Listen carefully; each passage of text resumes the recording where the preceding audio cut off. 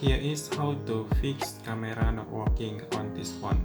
First, if you do not open your default camera like this, you can power off your phone.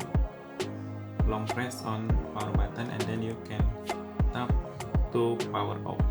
After your phone is powered off, you can turn on again. After that, open your camera.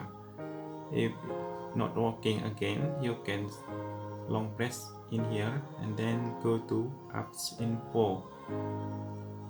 Next, you can see storage and cache, and then you can tap clear storage.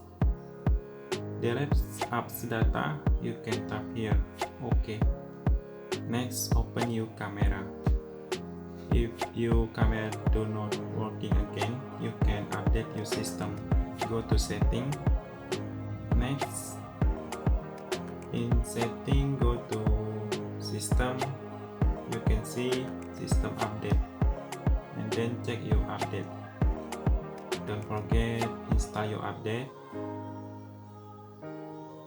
Thank you for watching my video.